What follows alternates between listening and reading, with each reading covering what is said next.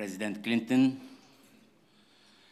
Secretary Lahoud, General Zinni, Ambassador Chamberlain, distinguished guests.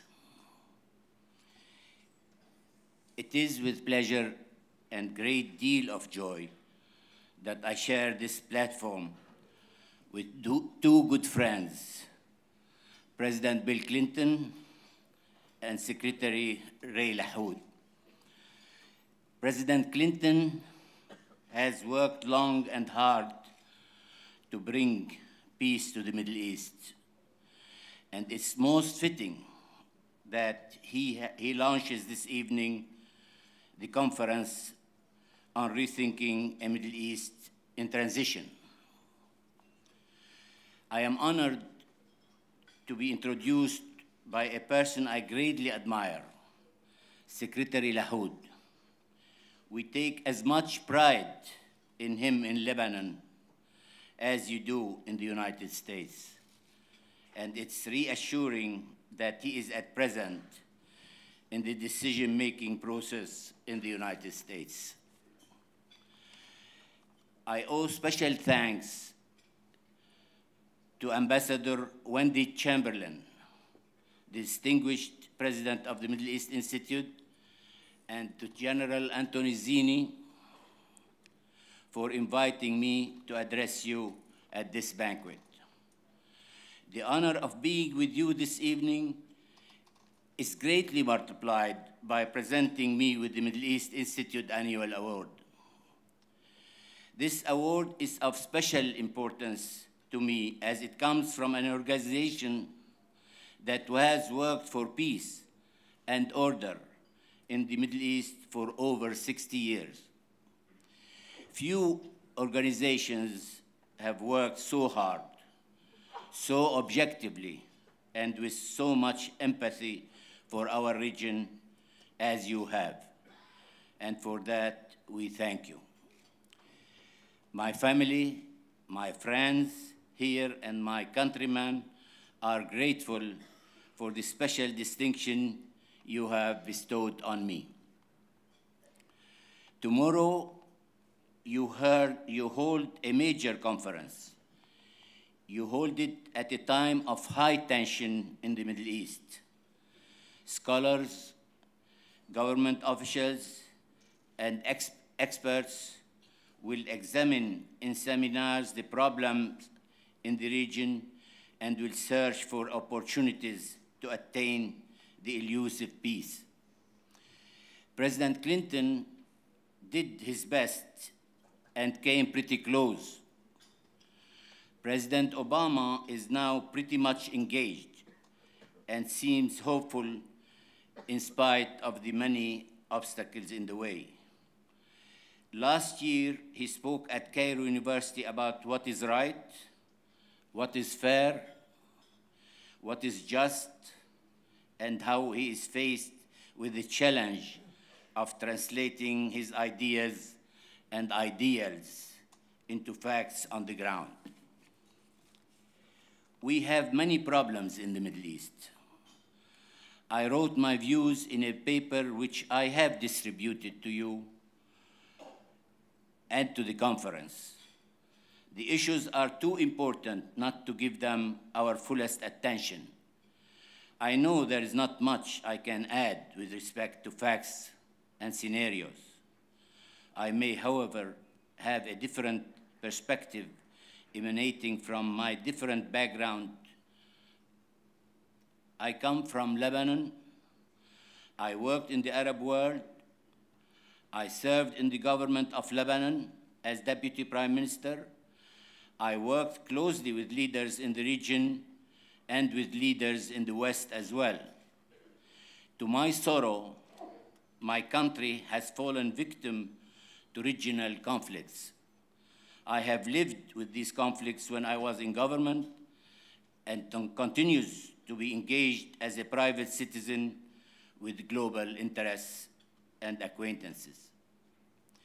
In my paper, which is now with you, I have tried to introduce a perspective of peace and diplomacy in the handling of the Palestinian-Israeli problem, in the crisis with Syria, in the conflicts in Iraq, in the challenge of Iran, and in the religious basis of these conflicts.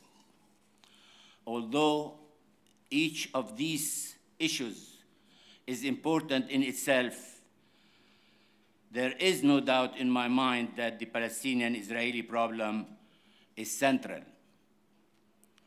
It affects all others and extends beyond the Arab world into Asia and Africa, and it touches on terrorism, the main threat of the century. If we need a beginning, it is there, and it's here where all other conflicts meet. This central conflict is also of immediate and direct relevance to the instability we have experienced in Lebanon for the past 4 decades. It is largely because of the Israeli-Palestinian conflict that Lebanon has been transformed from a peaceful, democratic state into an arena of conflicting interests, of conflicting nations in our region. I have said what I wanted to say in my paper, which I called New Perspectives. For now, let's enjoy the rest of the evening, and let's thank all those who worked hard, not only for this wonderful banquet, but also for the forthcoming conference. Good night and Godspeed.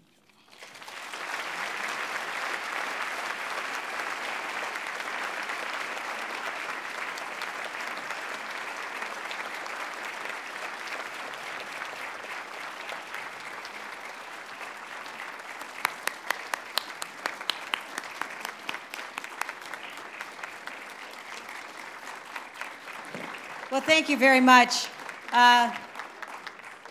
Mr. Ferris has a longer speech, which we've included in the program.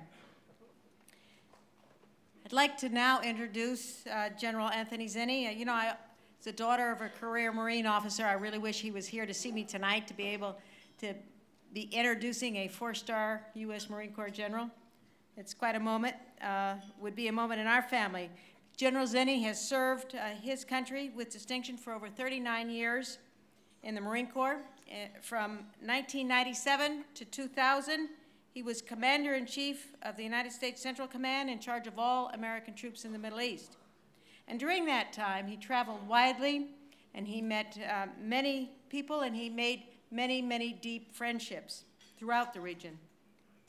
In civilian life, General Zinni has continued to serve his country in numerous diplomatic positions, to include the U.S. Peace Envoy in the Middle East.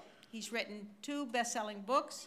He served on a number of corporate boards, and now I'm proud to say he's a member of the Middle East Institute Board. I make a point to only give easy assignments to my board members. So he really has the easiest assignment of all this evening, and that's to introduce a man who really needs no introduction at all, the former President of the United States and our keynote speaker.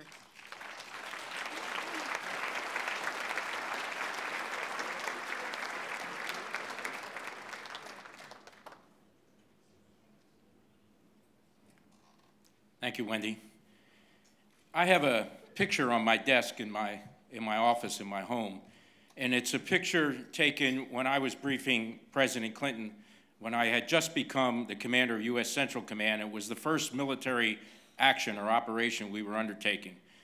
And I was sitting across from the president. The cabinet was gathered around the table, senior generals and officials from the Department of Defense. The table was strewn with maps and charts. I was easy to pick out because I was the one with the short hair looking very nervous as I was briefing the president. And as I was briefing the president, what kept striking me was the questions he was asking. They were very insightful. It was obvious he was a quick study. He understood everything we were trying to do. He at one point said, let me read back to you or play back to you what I think was going to happen. And he had it. He nailed it perfectly. Now, I knew the president was a man of great wisdom and judgment. He selected me for 4 stars and commander of U.S. Central Command. But most important about that was at the end, after we had finished and I had hopefully answered all the questions for the President, he took off his glasses, he looked at me, and he said, "What do you need from me to make this a success?" Now, I know the relationship between presidents and generals has been mixed in our history, but I can speak as a combatant commander at that time that I don't think there was a period in time when that relationship was better.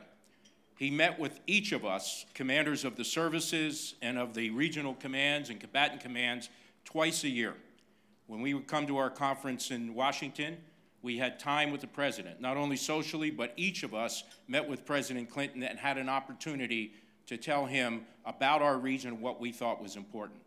Of course, I didn't have to tell him about the Middle East and the U.S. Central Command. I think everyone in this room knows of his commitment and his deep interest in peace and stability in this region of the world, which certainly made my job easier when my Commander-in-Chief and my President had that degree of respect in the region where I was responsible for U.S. military activities. I could not have served under a finer Commander-in-Chief. Ladies and gentlemen, our 42nd President of the United States, President William Jefferson Clinton.